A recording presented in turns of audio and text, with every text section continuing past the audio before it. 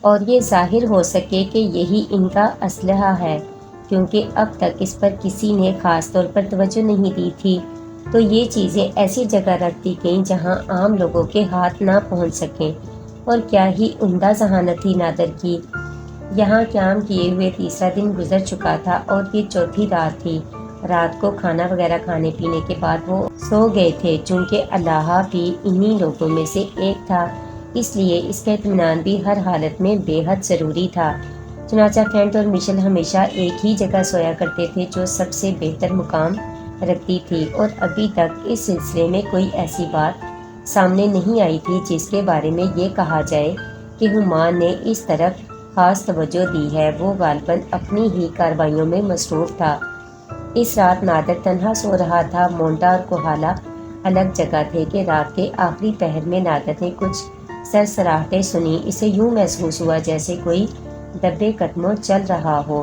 اس کی آنکھ کھل گئی اور وہ ان آوازوں کو غور سے سننے کی کوشش کرنے لگا۔ کوئی اندازہ نہیں ہو رہا تھا، لیکن دبی دبی سانسوں کی آوازیں اور کچھ ایسا انداز جیسے کوئی خصوصی طور پر دبے قدموں پر چل رہا ہو۔ نادر نے اپنے پاس پستول چھپا کر رکھے تھے جو اس کے لباس میں پوشیدہ تھے۔ 2 پستول ہر وقت لوڈ کر کے وہ اپنے ساتھ رکھا کرتا تھا۔ مونٹا وغیرہ کو البتہ یہ پستول نہیں دیے گئے تھے کہ کہیں ذرا سی غفلت ہو اور یہ آتشی اسلحہ کسی غلط ہاتھ میں پہنچ جائے، پھر اس کی کوئی حیثیت نہیں رہے گی اگر وہ لوگ اسے سمجھنے میں کامیاب ہو گئے۔ چنانچہ اس کے لیے اس نے معذرت کی تھی، لیکن ان لوگوں کے پاس خنجر وغیرہ موجود رہا کرتے تھے تاکہ وہ ہوشیار رہیں۔ نادر نے ایک پستول نکال کر ہاتھ میں لیا اور دبے قدموں آہٹیں لینے کی کوشش کرنے لگا۔ اس کے بعد وہ اپنے کمرے سے نکل آیا۔ باہر نکل کر اس نے دور دور تک دیکھا، کوئی نظر نہیں آ رہا تھا۔ پھر اس نے مونٹا اور کوہالا کے کمرے میں جھانکا۔ وہ دونوں گہری نیند سو رہے تھے، اور یہی کیفیت فینٹ کی تھی، اور فینٹ زمین پر دراز تھا اور مشل اس آرام گاہ پر، جبکہ فینٹ کے لیے بھی ایسا ہی انتظام تھا، یعنی ایک مسحری کا۔ وہ دونوں بھی آرام کی نیند سو رہے تھے۔ پھر یہ کیسی آواز ہے؟ اور رفتہ رفتہ نادر آگے بڑھتا ہوا اس جگہ پہنچ گیا جو ایک الگ کمرے کی حیثیت رکھتی تھی، اور اس کے دروازے مضبوطی سے بند تھے۔ وہ اندر داخل ہوا۔ مشل روشن تھی، اور مشل کی روشنی میں اس نے جو کچھ دیکھا، اسے دیکھ کر اس کی آنکھیں بند ہو گئیں۔ بارود کے وہ بورے جو اصل نہیں تھے بلکہ جو ریت سے بھرے ہوئے تھے، وہ ٹکڑے جنہیں ان لوگوں نے بڑی محنت سے عجیب و غریب شکلیں دے کر یہاں محفوظ کر لیا تھا، مکمل طور سے غائب تھے، اور وہاں کچھ بھی نہ رہ گیا تھا۔ نادر نے دل ہی دل میں خدا کا شکر ادا کیا۔ غیبی قوتوں نے در حقیقت اب تک تو اس کی مدد کی تھی، اور وہ کسی خطرناک جال میں پھنسنے سے بچ گیا تھا۔ ہر لمحہ کوئی نہ کوئی کارآمد بات مل ہی جاتی تھی۔ اگر اس سلسلے میں کوئی غفلت برتی جاتی تو پھر آج اپنی موت کا تصور کر لیا جاتا، اور یقینی طور پر ان لوگوں کو خودکشی کے علاوہ اور کوئی چارہ کار نہ رہتا۔ سو وہی ہوا کہ ہیومان اپنی کاوشوں میں مصروف ہے۔ نادر کے ہونٹوں پر مسکراہٹ پھیل گئی۔ دوسری صبح جب اس نے ان لوگوں کو یہ خوشخبری سنائی تو وہ سب کے سب دنگ رہ گئے، اور ان کے منہ حیرت سے کھلے کے کھلے رہ گئے۔ اگر ہم وہ نہ کرتے تو جو ہم نے کیا تو کیا ہوتا؟ خودکشی کے بہترین طریقے سوچنے کے علاوہ اور کچھ نہیں، نادر نے کہا، اور اس کے بعد یہ لوگ غور و فکر میں ڈوب گئے۔ تو پھر کوہالا کہنے لگی، ہیومان باز نہیں آئے گا؟ میں تو کہتی تھی نا کہ میں تو بچپن سے اسے جانتی ہوں۔ یہ الگ بات ہے کہ ہوش کے لمحات کہیں اور گزارنے پڑے، یعنی لوکائیا میں، تاہم بچپن کی جتنی یادداشتیں میرے ذہن میں محفوظ ہیں، ان کے تک میں ہیومان کو جانتی ہوں، اور واقعی وہی تو تھا جس نے قربانی کی رسم کو زور و شور سے جاری کیا، اور اب پتہ نہیں وہ کمبخت کیا کرنا چاہتا ہے۔ لیکن اسی دن اتفاقیہ طور پر الہا کے ذریعے کال کی معلومات انہیں حاصل ہو گئیں۔ الہا حصول کے مطابق ان کی خدمت میں آیا تھا، اور مقدس پجاری بھی آیا کرتے تھے جو ان کی تکریم کرتے تھے اور عزت و احترام سے ان کے ساتھ پیش آتے تھے۔ یہ وہی تھے جو ہیومان کے پیروکار تھے، اور کال کے ساتھی بھی آتے تھے، لیکن غلاموں کی مانند ان کے لیے کچھ نہ کچھ لے کر آتے تھے، اور یہ بھی طے کر لیا گیا تھا کہ اب کوئی ایسی چیز جو ناقابل یقین ہو یقینی پھل وغیرہ نہ ہو، بلکہ پھلوں میں بھی احتیاط برتی گئی تھی کہ ہمان کے لیے سب کچھ ممکن تھا۔ وہ چیزیں ان کے لیے آتی تھی، لیکن وہ ان چیزوں کو کھاتے نہیں تھے تاکہ محفوظ رہیں، سوائے ان اشیاء کے جو اللہ سے حاصل ہوتی تھی، یا پھر مونٹا اور کوہالا ان غلاموں کو لے کر دور دور تک نکل جاتی اور وہاں سے اپنی پسند کے پھل توڑ کر لاتی، اور مونٹا کبھی کبھی شکار کر لیا کرتا تھا، لیکن یہ سب کچھ نہایت احتیاط کے ساتھ کیا جاتا تھا اور دوسروں کو اس سے ناواقف ہی رکھا جاتا تھا۔ اور جن علاقوں میں دیوی دیوتا منتقل ہوئے تھے وہاں عام لوگوں کا گزر نہیں تھا، اور دور دور تک کے علاقوں میں یہ منادی کرا دی گئی تھی کہ دیوی دیوتاؤں کو اپنا مسکن تبدیل کرنا پڑا اور وہ اس جگہ رہتے ہیں، چنانچہ کوئی بھی ان تک پہنچنے کی کوشش نہ کرے۔ اور کم از کم ابھی تک یہ بھرم قائم تھا، ہمان اس سلسلے میں کچھ بھی نہیں کر سکتا تھا۔ اور اس پر بحث کرتے ہوئے ناطر نے مشل سے کہا تھا، ہاں اصل میں ہمان کچھ عجیب و غریب حالات کا شکار ہو گیا۔ مثلاً مشل نے سوال کیا، اس کی پہلی کوشش وہ تھی جب وہ وہاں ہمارے پاس پہنچا، یا اسے لایا گیا جہاں پر ہم پہلی بار ان لوگوں پر ظاہر ہوئے؟ ہاں، یعنی اس میدان میں؟ بے شک، اور پہلی تصدیق اس نے ہمارے بارے میں کی، تو اس طرح وہ پہلے جرم کا مرتکب ہوا، یعنی اب اگر وہ اس بات کی تصدیق کرتا ہے تو اس پر مصیبت نازل ہو جاتی ہے کہ وہ صحیح معنوں میں دیوتاؤں کا پجاری نہیں ہے، بلکہ ایک نقلی پجاری ہے اور عقل و ہوش سے عاری۔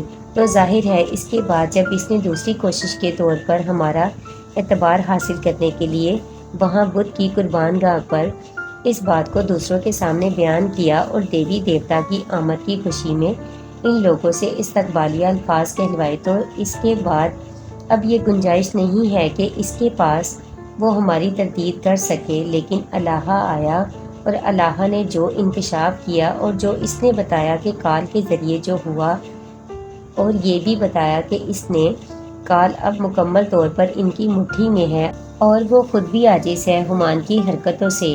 اور اللہ کی موت کے بارے میں اس نے کہا کہ اللہ اگر ختم ہو جاتا یا قربان کر دیا جاتا تو در حقیقت اس کے بعد ہمان کے راستے میں کوئی مشکل نہ رہتی، کیونکہ بہرحال سردار کے احکامات بھی بنیادی حیثیت رکھتے ہیں، سوائے اس کے کہ وہ مقدس پجاری سے انحراف نہ کرے۔ لیکن دیوی دیوتاؤں کے آنے کے بعد مقدس پجاری کی حیثیت 2 نمبر کی ہو گئی اور اللہ تیسرے نمبر پر ہے۔ تو بہرحال اللہ نے کہا، مجلس مشاورت میں جو بات ہمان نے طے کی وہ یہ ہے کہ آج سے ٹھیک 7 دن کے بعد، یعنی جس دن مجلس مشاورت ہوئی اور جس میں اب صرف 6 دن باقی رہ گئے ہیں، ایک بار پھر دیوی دیوتاؤں کو بدھ کی بلندیوں پر لے جایا جائے اور وہاں پہنچنے کے بعد ان سے پوچھا جائے کہ اندھیرے کا شہر کب روشنی کی آغوش میں پہنچے گا اور برکتوں کا نزول کب تک ہوگا، یا یہ بھی کہا جائے گا کہ کوئی معجزہ دکھایا جائے تاکہ دیوی دیوتاؤں کی آمد کا پہلا انعام لوگوں کو حاصل ہو سکے، اور شاید قربانی کی رسم بھی بحال کرانے کی کوشش کی جائے۔ یہ ساری چیزیں غالباً ہمان اپنی ساکھ کو بحال کرنے کے لیے آخری عمل کے طور پر کر رہا ہے، اور یقینی طور پر 7 دن کے بعد آپ لوگوں کو وہاں جانا ہوگا اور اندھیرے والوں کو اپنے درشن دینا ہوں گے۔ تو یہ بہت فکر کی بات تھی، اللہ کیا کال کے ذریعے تم ہمارا کچھ کام کرا سکتے ہو؟ دیوتا کے پیروکار اور مقدس دیوتا کے ساتھ آنے والے، بھلا تو حکم دے اور کچھ نہ ہو۔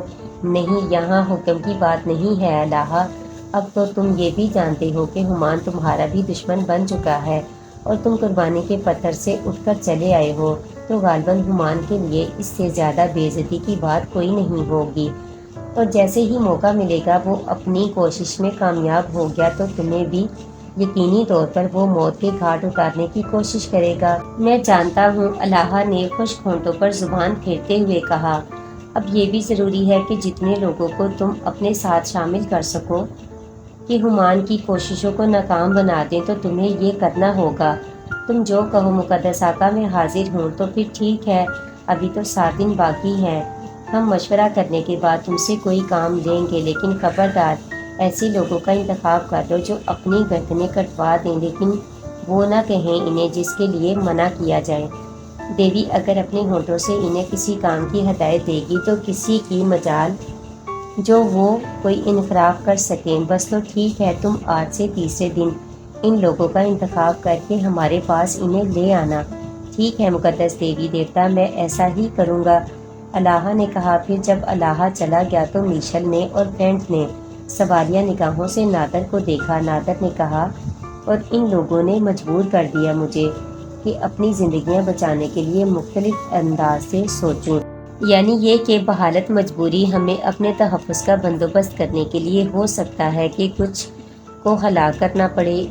اس کے ان الفاظ پر میشل نے سنسنی خیز نگاہوں سے اسے دیکھا اور بولی، مگر کس طرح، اور کیا یہ خون ریزی ہمارے حق میں بہتر ہوگی؟ میں نے کہا نا کہ میشل، بحالت مجبوری ہمیں ایسا کرنا پڑے گا، اور اگر ہم نے اپنے عمل سے غفلت کی تو پھر ہمارا کوئی پرسان حال نہ ہوگا۔ لیکن نادر نے فرینڈ کو بھی نہیں بتایا کہ وہ کیا کرنے کا ارادہ رکھتا ہے۔ ہاں، تیسرے دن جب الہا ان کے پاس پہنچا تو تنہائی میں الہا سے بہت دیر تک باتیں کی، اور الہا نے گردن خم کرتے ہوئے کہا، عظیم آقا، جیسا تم کہو، کیونکہ تمہاری زبان مقدس دیوتا کی زبان ہوتی ہے، اور ہم تمہارا اتنا ہی احترام کرتے ہیں جتنا ہمیں کرنا چاہیے۔ اور سچی بات تو یہ ہے کہ اب تم ہمارے مقدس پجاری ہو، اور ہم تمہارا احترام کرتے ہیں کہ تمہیں دیوی دیوتا کی ہر وقت کی قربت حاصل ہے۔ لیکن پھر جب الہا کو بارود کے وہ تھیلے دیے گئے جو اصل تھے اور جن کی نقل غائب ہو چکی تھی، اور اسے بتایا گیا کہ الہا کو کیا کرنا ہے، تو سب ہی کے چہرے پر سنسنی کے اثار پھیل گئے۔ نادر نے الہا کو رات کے ان لمحات میں جب پوری آبادی گہری نیند سو جائے، قربان گاہ کے کون سے بلند مقامات پر بارود کے ہر تھیلے احتیاط سے چھپا دینے ہیں، اور ان بلند مقامات کی نشاندہی نادر نے کر دی تھی، کیونکہ اس کی نگاہیں گیری تھی اور اس نے اپنی مطلوبہ جگہ کو منتخب کر لیا تھا۔ یہ ایک احتیاطی کام تھا، اور جگہ وہ تھی جہاں اندھیرے کے رہنے والے موجود ہوا کرتے تھے، یعنی جہاں سے وہ دیوی دیوتاؤں کی زیارت کیا کرتے تھے۔ تو پھر چھٹا دن تھا، اس کے بعد والے دن وہ عمل ہونا تھا، اور چھٹے دن ہمان اپنی تمام تر شیطانیت کے ساتھ اور ساری خباثتوں کے ساتھ اپنے مخصوص لباس میں ملبوس پجاریوں کی پوری فوج کے ساتھ دیوتاؤں کی نئی رہائش گاہ پر آیا، اور اپنے ساتھ وہ تحائف بھی لایا۔ پھر اس نے فرینڈ اور میشل سے تنہائی میں گفتگو کرنے کی اجازت مانگی اور کہا، کیونکہ یہ معاملہ ایسا ہے کہ کسی غیر کو اس میں بالکل نہیں شریک کیا جا سکتا، تو یہ ایک مجبوری ہے، اور کیا مجھے یہ عزت بخش دی جائے گی؟ تو نادر نے خوش دلی کے ساتھ ہمان کو اس کی اجازت دی، اور ایک مخصوص کمرے میں وہ تینوں محصور ہو گئے۔ تو ہمان نے کہا، مقدس دیوی اور مقدس دیوتا، میں نہیں جانتا کہ تم لوگ کس مقصد کے تحت یہاں آئے ہو، لیکن اگر میرا خیال غلط نہیں تو یہ ایک سچائی ہے کہ تمہیں بھی ان قیمتی پتھروں کی تلاش ہوگی، اور یہ صحرائے اعظم افریقہ میں آنے والوں کی ازلی خواہش ہوتی ہے، اور زمین کی ان گہرائیوں میں اس میں کوئی شک نہیں کہ وہ سب کچھ موجود ہے جو تمہاری طلب ہو سکتی ہے۔ لیکن مجھے اتنا بتا دو کہ اس کے حصول کا کیا ذریعہ ہے تمہارے پاس؟ ہمان تو ہمیشہ ہی ایسی باتیں کر رہا ہے جو ہمارے غیظ و غضب کو آواز دے، اور اس وقت بھی تو وہی الفاظ کہہ رہا ہے۔ مقدس دیوتا، میں یہ آخری کوشش کر رہا ہوں، بالکل آخری، اور اس کے بعد شاید میرے پاس بھی کرنے کے لیے کچھ نہ رہے۔ اس میں کوئی شک نہیں کہ دوبارہ تمہیں مجھ پر برتری حاصل ہو چکی ہے، اور تم نے یہی ذہانت سے، بلکہ میں سمجھتا ہوں کہ تم سب سے زیادہ شاطر شخص ہو جس نے دھماکے کر کے موت طاری کر دی تھی، اور وہ بھی کوئی خاص ہی طریقہ تھا جو میری سمجھ میں نہیں آ سکا۔ تو 2 دفعہ مجھے تمہارے مقابلے میں شکست ہو چکی ہے، لیکن تیسری شکست بھی میرے لیے زندگی اور موت کا مسئلہ ہے۔ تو کہنا کیا چاہتا ہے ہمان؟ اگر وہ چمکدار پتھر میں تمہیں فراہم کر دوں تمہاری خواہش اور تمہاری ضرورت کے مطابق، تو کیا تم مجھ سے تعاون کرنا پسند کرو گے؟ اگر چمکدار پتھر ہم چاہیں تو کیا ہم انہیں حاصل نہیں کر سکتے؟ ہینس نے پوچھا۔ نہیں، یہی تو تمہارے لیے ممکن نہیں ہے۔ کیوں؟ اس لیے کہ ان کی بہت بڑی مقدار پانی کی گہرائیوں میں ایک ایسی جگہ محفوظ ہے جس کے بارے میں صرف میں جانتا ہوں، یعنی وہاں جہاں مقدس دیوتا رہتا ہے، اور وہی ان قیمتی پتھروں کا محافظ ہے، تو بھلا کس کی مجال ہے جو میری نشاندہی کے بغیر وہاں تک پہنچ سکے؟ پانی میں داخل ہونے کے بعد تو ان تک پہنچا جا سکتا ہے۔ بالکل نہیں، پانی میں داخل ہونے کے بعد بھی وہ جگہ فوراً ہی نگاہوں میں نہیں آ سکتی۔ ہاں، ایسی سرنگ موجود ہے جہاں سے وہاں تک جایا جا سکتا ہے۔ اور یہ سرنگ کہاں ہے؟ فرینڈ نے سوال کیا اور ہمایوں مسکرانے لگا۔ نہیں مقدس دیوتا، ایسے تو نہیں، اس کے لیے تمہیں ایک الگ ہی راستہ اختیار کرنا ہوگا۔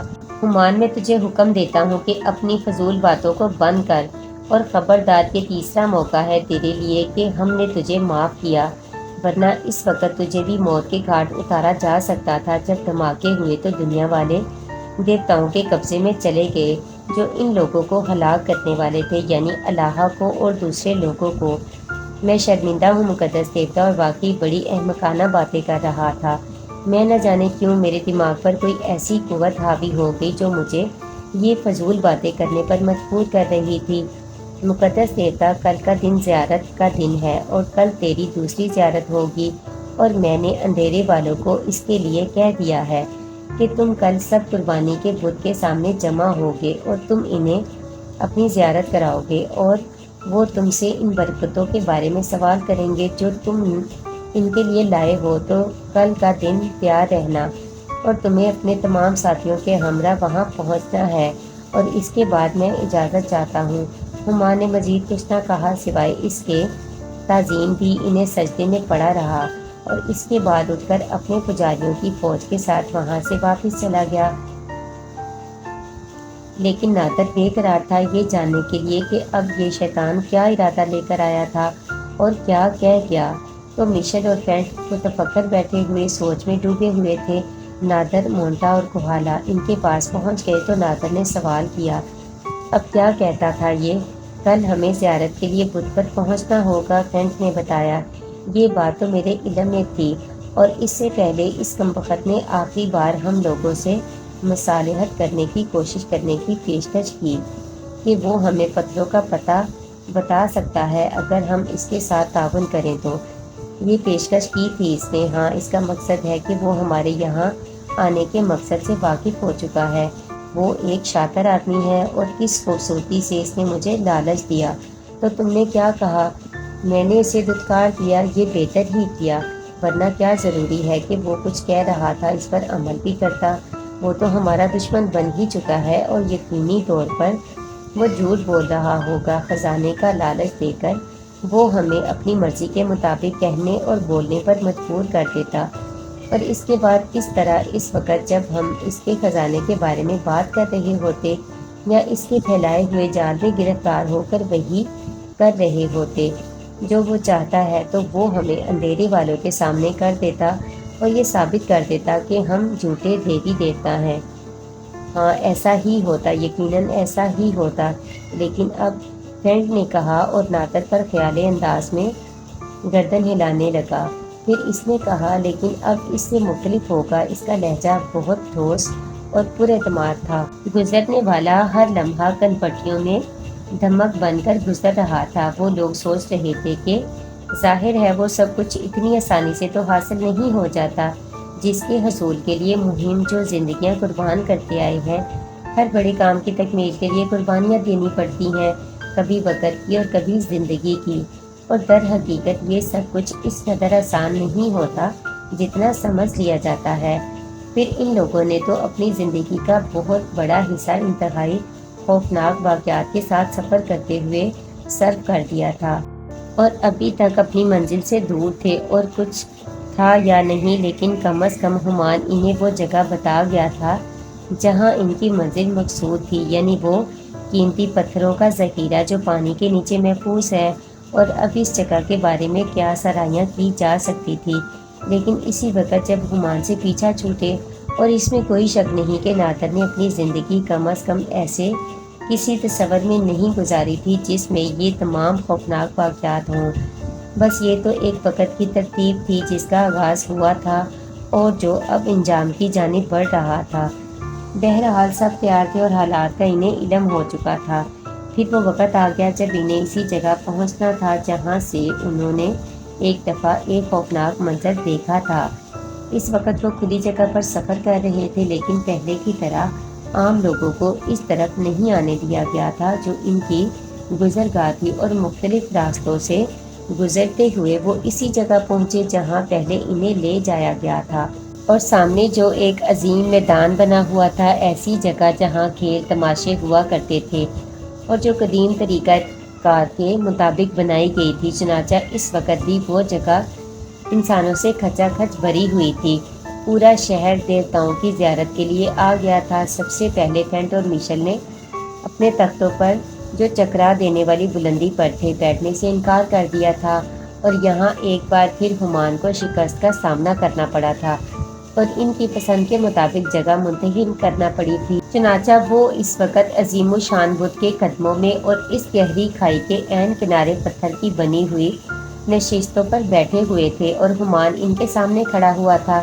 اس کے بعد نادر و مونٹا بائیں طرف کھڑے ہوئے تھے۔ تھوڑے فاصلے پر وہ سب سیاہ فام بھی تھے جو بیچارے زندگی کا عذاب بھگت رہے تھے۔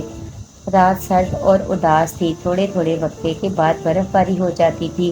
تب ہمان کی آواز ابھری، اندھیرے شہر کے رہنے والوں، اندھیرے کا یہ شہر اب تک اسی لیے اندھیرے کا شہر رہا ہے کہ دیوی دیوتا آسمان کی بلندیوں پر چلے گئے تھے، اور کبھی زمانہ قدیم میں جب وہ ہمارے درمیان تھے تو ہمارے سروں پر روشنی ہوا کرتی تھی اور ہم روشنیاں منانے آتے تھے، لیکن خوش نصیب ہو تم کہ نسلیں گزر گئیں اور یہ شہر اندھیرے میں ڈوبا رہا، اور اب وقت ہے کہ دیوی اور دیوتا ہمارے درمیان آ گئے ہیں۔ شیوالا اور زام اب ہمارے سامنے موجود ہیں، اور یہ بھی ہوا کہ انہوں نے قدیم رسمیں منسوخ کر دیں، لیکن ہوتا یوں ہے کہ جب دیوی دیوتا آسمانوں پر چلے جاتے ہیں اور پھر ان کا ظہور ہوتا ہے تو وہ بہت سی چیزوں سے ناواقف ہوتے ہیں، اور یہ تو وقت ہی انہیں بتاتا ہے کہ شہر والوں کی رسومات کیا ہیں۔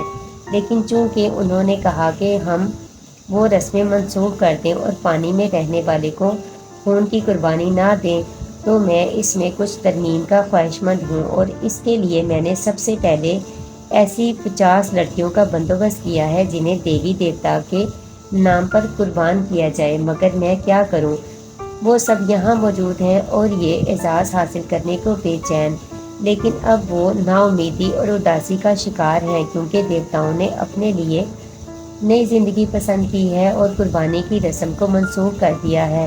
لیکن میں تمہیں بتاؤں شہر اندھیرے کے رہنے والوں کہ اب یہ رسم نہایت ہی عجیب ہو گئی ہے، بھلا ہم جشن کیسے منائیں؟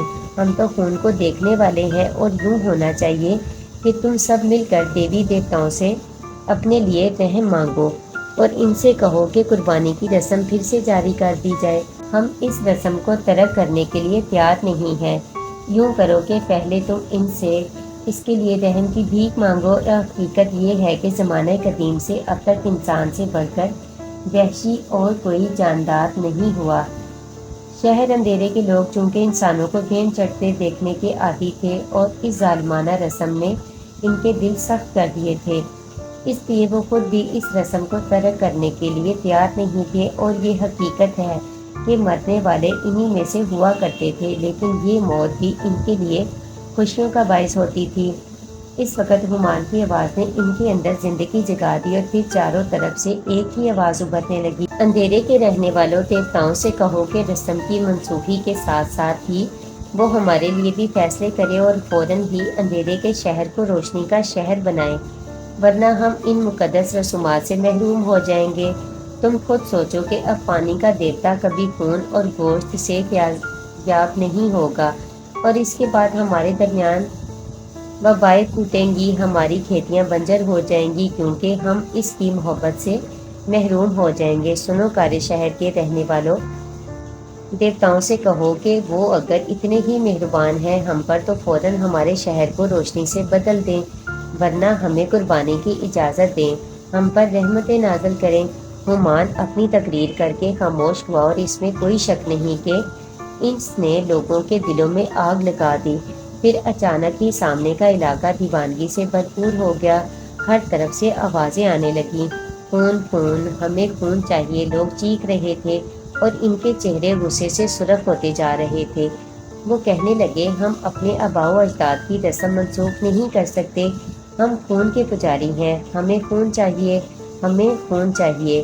اور یہ ہنگامہ کچھ ایسی خوفناک شدت اختیار کر گیا کہ سب بری طرح کانپ اٹھے، لیکن نادر کو اس بات کا ہمیشہ ہی احساس رہا تھا کہ اس کے ساتھ آنے والے معمولی لوگ نہیں ہیں۔